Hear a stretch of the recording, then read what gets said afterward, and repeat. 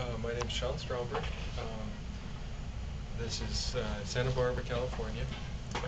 I'm a graduate student here at UC Santa Barbara in the physics department, and I am working on modeling the immune system. So that's not a typical endeavor for physicists, but UCSB is a nice place for interdisciplinary studies, and so I've been working on lately trying to understand why there's more autoimmune disease in developed nations than in developing nations. And so that's called the hygiene hypothesis. And so this is a poster that I'm presenting in a couple days at a conference in San Diego. And so what we're trying to do first is understand how the cells of the immune system interact with the environment in the body. And what kind of signals they get that tell them whether they should survive or whether they should die. And so this is called homeostasis a lot of times. And so there's a growth factor, a chemical that's secreted inside the body, and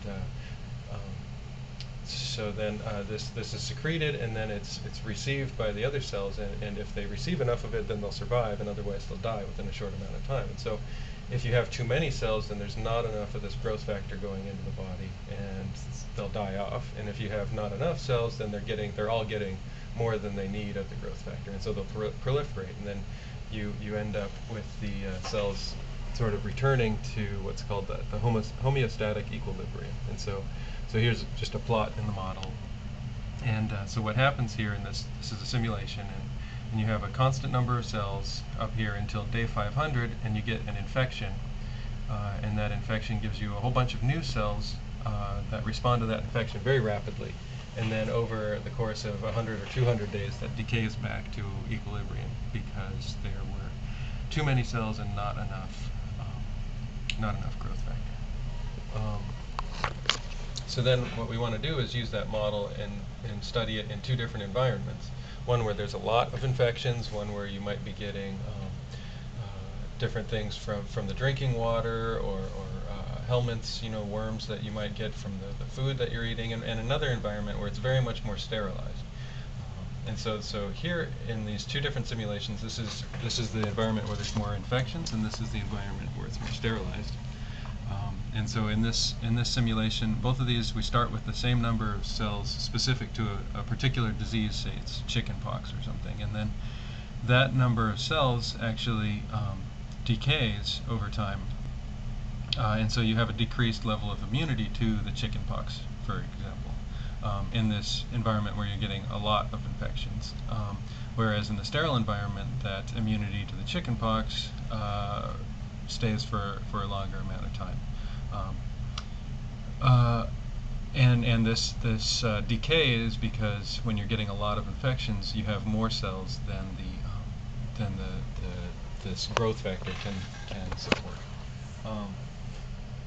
Then what we wanted to do was study what happens if those cells are autoreactive. So these are the cells that would get through and cause autoimmune disease. And instead of attacking a pathogen or something that would be in your body, these cells are attacking your body's own tissues. So those actually get in, are created in the body frequently. And so we simulate the behavior of those in two different environments, and we find that in the environment where there's a lot of infections, the additional competition for that growth factor is enough to suppress the autoimmune disease from starting. And in the environment where there are very few infections, there's not the same level of competition for the growth factor, and the autoimmune disease is able to proliferate, and that cell will keep dividing and dividing until you have a large number, and eventually that could lead to the autoimmune disease. And so the modeling that we do gives us sort of a diagram that tells us what conditions will give autoimmune disease, or where autoimmune disease is possible, and under what conditions are those diseases suppressed. So that's how we're trying to use mathematical modeling to understand autoimmune disease. Very nice. Thank you. So you're